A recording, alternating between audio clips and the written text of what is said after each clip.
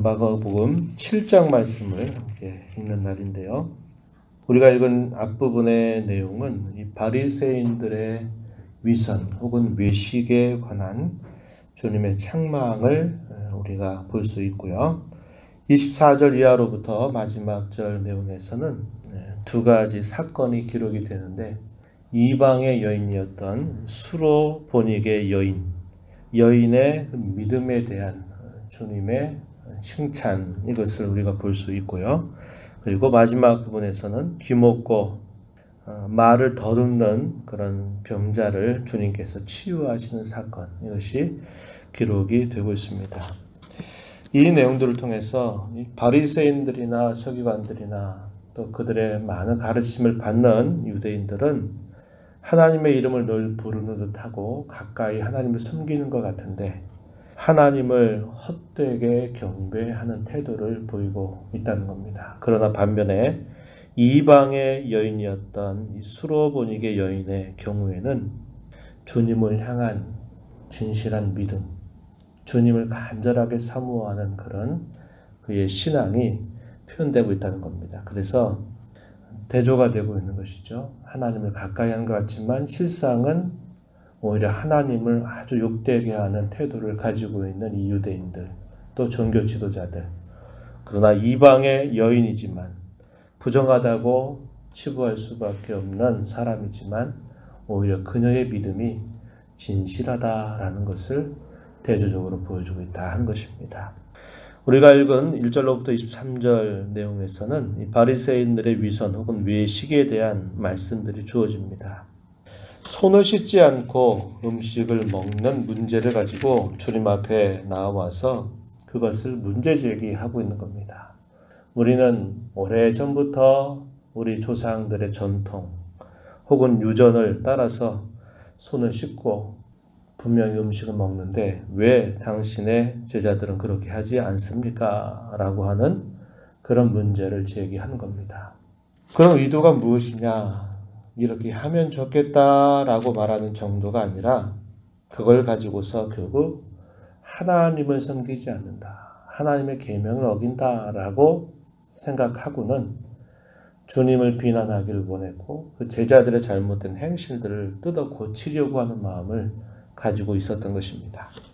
3절과 4절 말씀에 보면은 이 마가복음이 당시 기록된 대상들이 이방 세계에 있는 많은 그리스도인들에게 전달이 되는 성격이 있기 때문에 장로들의 전통 혹은 유정이 무엇인가 하는 것에 관한 설명이 가로 안에 설명이 되고 있습니다. 그래서 이방 사람들이 볼 때 이게 뭐 문제가 될까? 그런데 당시의 유대인들에게 있어서 이게 큰 문제거리가 될 수 있다라는 것을 이해시켜 줍니다.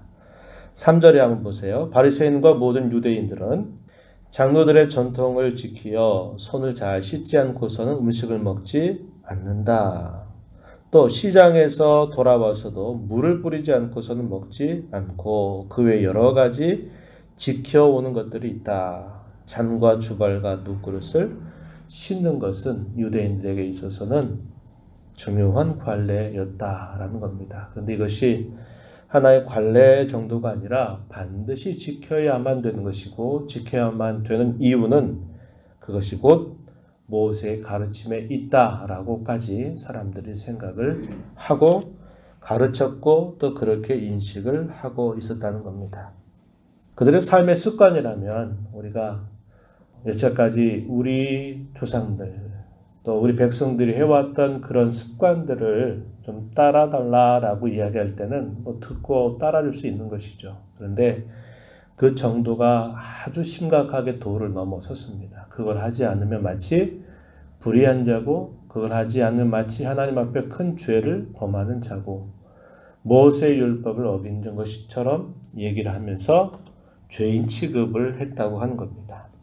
그러자 주님께서 그들의 그런 허점이 무엇이고 그들이 뭐가 잘못됐는가 근본적으로 그들을 지적하시면서 책망하십니다. 6절에 보니까 이사야서 29장 13절에 있는 말씀, 좀 잘 기억하는 말씀일 겁니다. 이 말씀을 인용을 해서 그들에게 너희는 외식하는 자다 라고 책망을 하십니다. 그 내용이 6절 중간에 보면 이렇게 표현했죠. 이 백성이 입술로는 나를 공경하되 마음은 내게서 멀도다.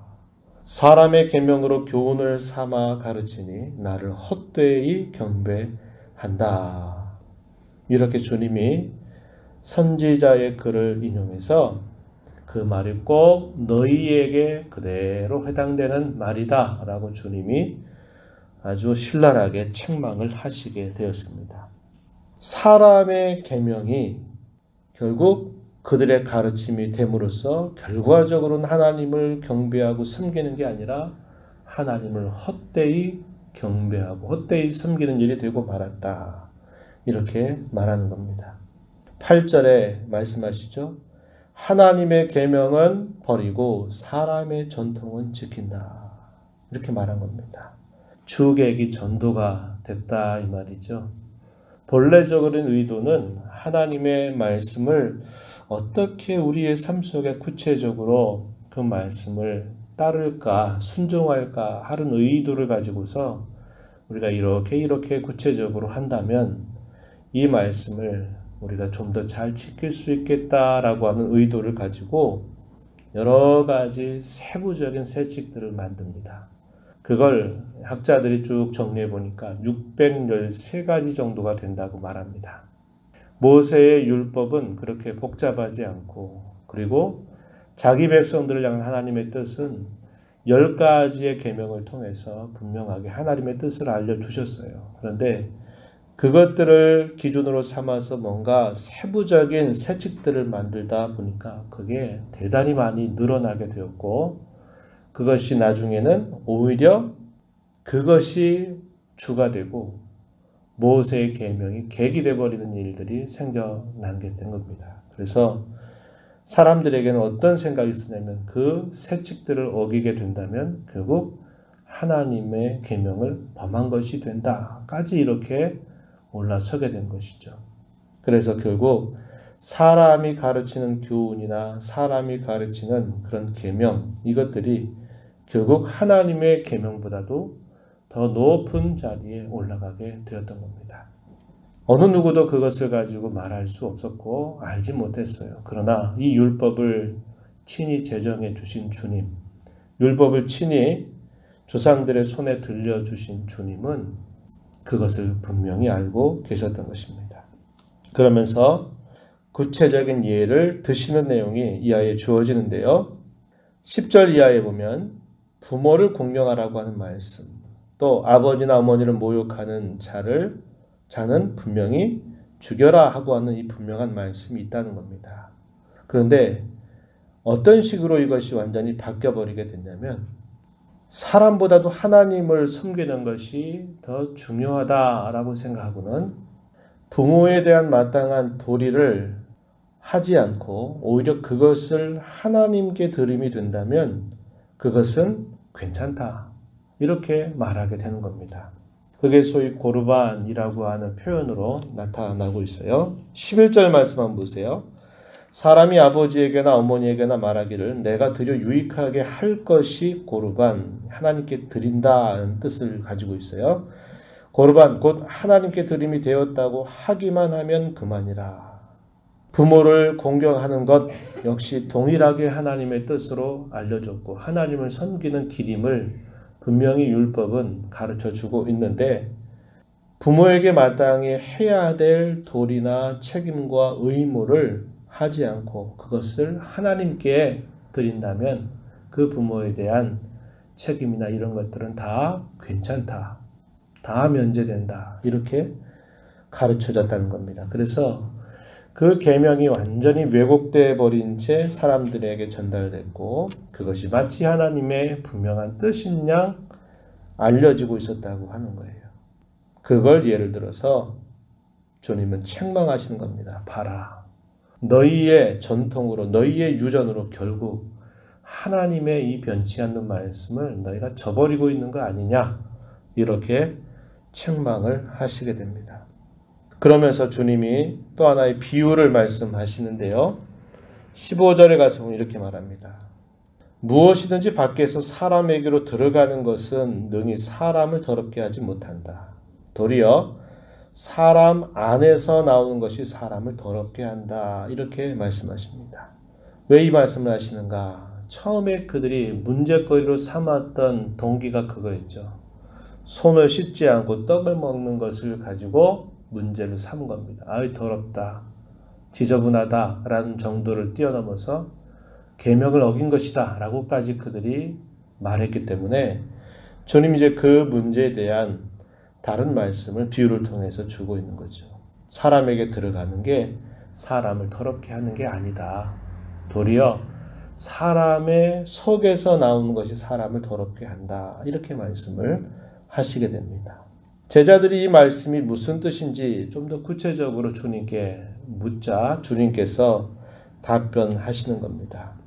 그 답변의 말씀이 20절에 보면은 이렇게 주님 말씀하세요. 사람에게서 나오는 그것이 사람을 더럽게 한다.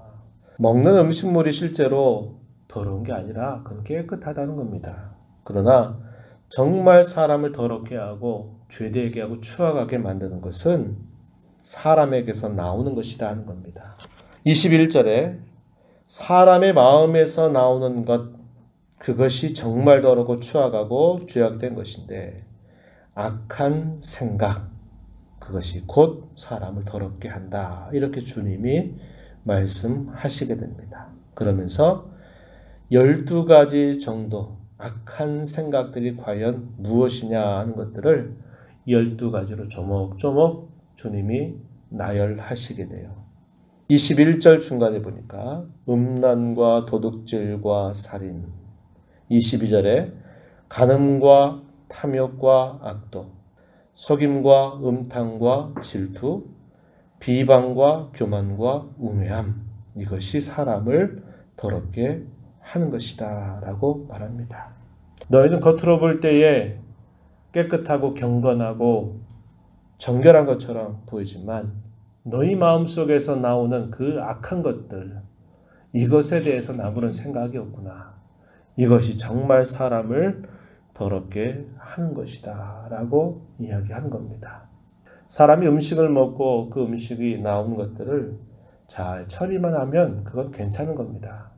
위생상 문제가 될 수 있지만 그것이 사람을 더럽게 하는 게 아니에요. 오히려 사람을 더럽히는 것은 그의 심령 속에서 부패한 본성에서 나오는 죄악된 오랜 습관들과 악성들과 덮기를 바라는 그런 모습들이 사람을 더럽게 하는 것이다 라고 말하면서 이 문제를 정결하게 하는 그런 신학의 자세를 가져야지 단순히 보이는 것 가지고 그걸 가지고 더럽다 이렇게 말하면서 그렇지 않은 자신들을 깨끗하다고 여기는 것은 참으로 그건 위선적인 것이다 라고 주님께서 말씀을 하신 것입니다.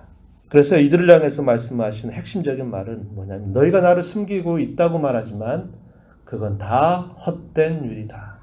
헛된 경배, 헛된 섬김에 지나지 않는다라고 주님이 말씀하시는 겁니다. 우리의 신앙의 핵심은 바로 그거에 있어요. 마음에 있습니다. 마음. 우리의 심령 속에 주의 말씀이 충만하고 성령이 우리 안에 충만하게 거하게 되면 이러한 악한 마음들, 이런 독한 마음들, 악한 습성들, 생각들 이것들이 우리 마음을 차지할 수 없게 되는 거예요. 성도는 여기에 마음을 쓰는 자들이 되어야 된다고 주님은 가르쳐 주고 이 마음이 정결한 사람이 정말로 하나님을 참으로 섬기고 경배하는 자다라는 사실을 분명하게 가르쳐 주셨습니다. 오늘 우리가 신앙생활하면서도 그럴 수 있어요. 교회 생활에 익숙하고 오랜 신앙의 전통에 익숙하다 보면요. 그저 드러나는 것, 보이는 것 가지고 다 문제거리 삼고 왜 저러냐, 왜 그렇게 안 하냐라고 말할 수 있어요. 그러나 더 중요한 것, 마음속에 품지 말아야 될 분이나 화나 질투나 악한 생각이나 남을 판단하는 것들이나 이런 것들은 더 주님 보시기에 악하고 더러운 것입니다. 우리의 마음을 하나님 앞에 정결하게 하는 자세, 그러기 위해서 주의 말씀이 우리 안에 풍성하게 거하게 하는 일, 우리 안에 내주하시는 성령께서 충만하게 우리 가운데 계시도록 하는 일들이 가장 참 중요한 일임을 오늘 우리는 이 말씀을 통해서 배우게 되는 것입니다. 오늘 우리가 기도하면서 하나님 말씀에 사로잡히는 삶, 말씀에 충만한 삶을 살도록 도와 주시옵소서. 성령의 충만함을 입어서 저의 마음이 새 사람 된 마음처럼 더럽고 추악한 마음들을 다 버리고 정결한 마음으로 주님 모시고 살아가는 삶이 되게 해 주시옵소서. 우리의 교회가, 우리 자신이 이 땅의 한국 교회가 그렇게 되게 해 주십시오. 간절하게 기도하는 아침이 되기를 바랍니다. 하나님 아버지 감사합니다. 이 새벽 시간에도 저희들 이렇게 불러주셔서 주 앞에 저희들을 세워주시고 주의 말씀을 통하여 오늘도 저희들에게 교훈을 주셔서 감사드립니다. 유대인들, 특별히 종교 지도자들은 이스라엘 백성들 가운데 참으로 경건하다 말하는 사람들이었고 하나님을 가장 잘 섬기는 사람들이라고 자타가 공인할 만큼 그러한 사람들이었습니다. 그러나 그들의 마음속에 겉으로 나타나는 그런 부분들에 대해서는 말을 많이 하면서도 그들 마음속에 가득한 악독과 모든 더럽고 추악한 것들에 대해서는 아무런 생각 없이 그저 경건한 척, 그저 하나님을 잘 섬기는 척 위선적인 신앙의 태도를 가지고 있었음을 주께서 책망하십니다. 오랜 신앙생활 가운데 저희들이 젖어들면서 무엇이 더 중요한 것인가를 잊어버린 채 하나님을 섬긴다만 말하면서 하나님을 예배한다고 말하면서 행여나 헛되게 섬기고 헛되게 예배하는 저희들의 모습이 되지 않기를 간절히 바랍니다. 저희들의 마음속에 말씀으로 충만하게 하시고 성령으로 충만한 삶이 되어서 저희들의 심령이 늘 정결하고 거룩한 삶을 살아가는 저희가 되도록 인도하여 주옵소서. 은혜의 보호자 앞에 나와서 아버지의 은혜를 간절하게 구하며 또 하루를 살아가는 당신의 귀한 자녀들을 용납하시고 이 시간도 크신 은혜를 베풀어 주시옵소서. 예수님 이름으로 간절히 기도드리옵나이다. 아멘.